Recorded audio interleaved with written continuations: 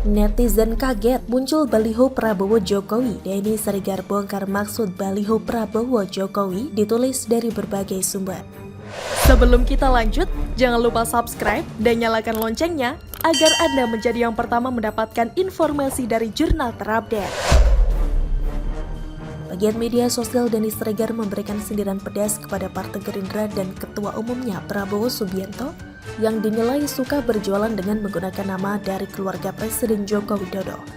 Hal itu disampaikan Denny Siregar dalam akun Twitter pribadinya pada Rabu 31 Mei 2023. Kalau gak jualan Gibran, jualan Jokowi, terus nanti jualan Kaisang, baru jualan Jan Etes.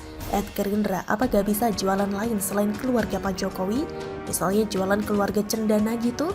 Ujar dia seperti dikutip dari Newsworthy.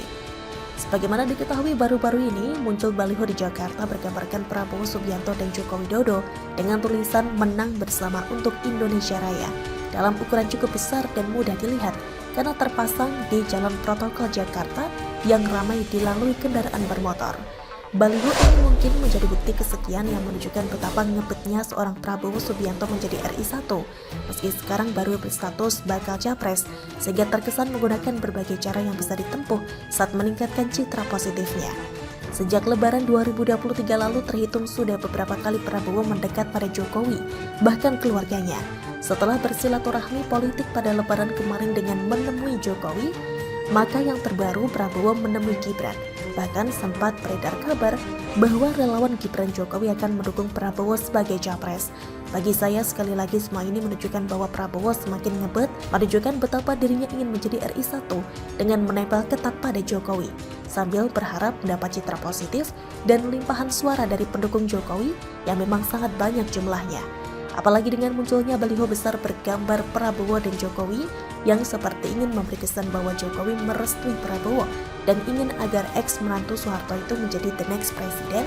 Dan kita belum tahu apakah pemasangan gambar itu atas izin Jokowi ataukah nekat main pasang saja. Jika nekat main pasang saja, malah terlihat menggelikan karena ada kelancangan di sana. Apakah dipikir Jokowi senang dengan baliho besar di mana foto dirinya ada di sana?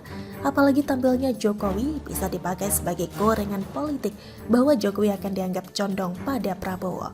Sebagai RI1 hal itu tidak bisa dibenarkan.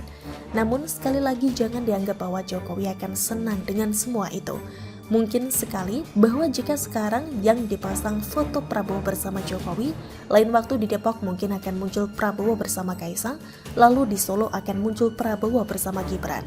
Apa enggak sekalian bareng Jan Etes saja Mbah Prabowo? Lucu sih bagi saya karena dengan sosok Prabowo yang sudah bertarung sejak 2009, momen pada era SBY, juga maju sebagai capres sampai hari ini, Prabowo nggak pede mengusung dirinya sendiri sampai lupa dengan fakta kalau Jokowi itu masih kader PDI Perjuangan. Masa kader partai lain dicomot begitu saja sih? Kayak PSI yang dulu main comot Ganjar Pranowo dan sekarang kabarnya main comot dan pasang baliho Kaisang buat dikenalkan pada warga Depok, Jawa Barat. Ngebet jadi RI1 sih boleh saja ya, tapi apakah nggak ada cara yang lain yang lebih elegan sih Pak Prabowo? Begitulah kura-kura, bagaimana menurut Anda? Kelewat batas, akun tak bermoral penghina istri Gibran harus segera diringkus, ditulis oleh Bintang 2024 di Siwardok. Sebelum kita lanjut, jangan lupa subscribe dan nyalakan loncengnya agar Anda menjadi yang pertama mendapatkan informasi dari jurnal terupdate. Kelewat batas, akun tak bermoral penghina istri Gibran harus segera diringkus.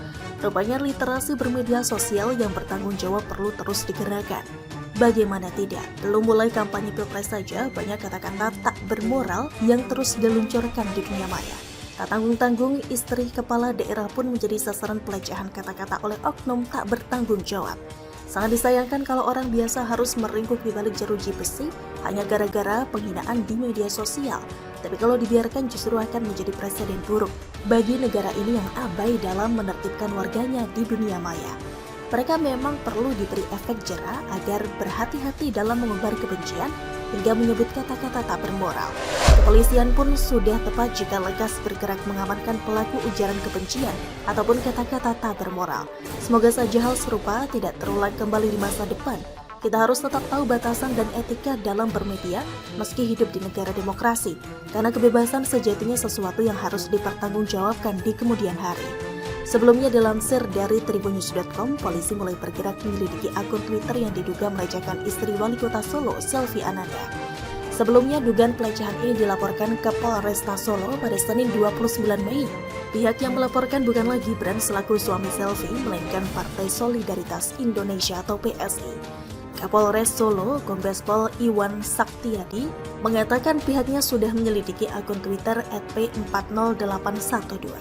Penyelidikan dilakukan menggunakan metode Scientific Crime Investigation. Selain itu, Polresta Solo juga berkoordinasi dengan Polda Jawa Tengah untuk mengungkap pemilik akun. Menurut Iwan, tidak menutup kemungkinan kasus ini juga akan dilimpahkan ke Polda Jateng. Sudah kami terima untuk tindak lanjut tentunya, kata Iwan dikutip dari Kompas.com Selasa 30 Mei. Selanjutnya, cuitan akun Twitter @p40812 memancing kemarahan warganet karena diduga merendahkan Selvi Ananda. @gibran_tweet, cil, istri lo boleh juga lah. Ya, jadi budaks. Tulis akun Twitter @p40812. Cuitan ini bahkan langsung ditanggapi Gibran. Kurangin dikit lah yang kayak gini, ntar diciduk nangis. Balas Gibran melalui akun Twitternya. Saya yakin siapapun tak terima jika keluarga, apalagi istri dan anak menjadi sasaran perkataan kotor orang lain. Apalagi bagi mereka yang memiliki kedudukan sebagai public figure di masyarakat. Merendahkan kepala daerah sejatinya merendahkan semua masyarakat yang telah memberi amanah kepadanya. Semoga kejadian serupa tidak terulang kembali di masa depan. Begitulah kura-kura. Bagaimana menurut Anda?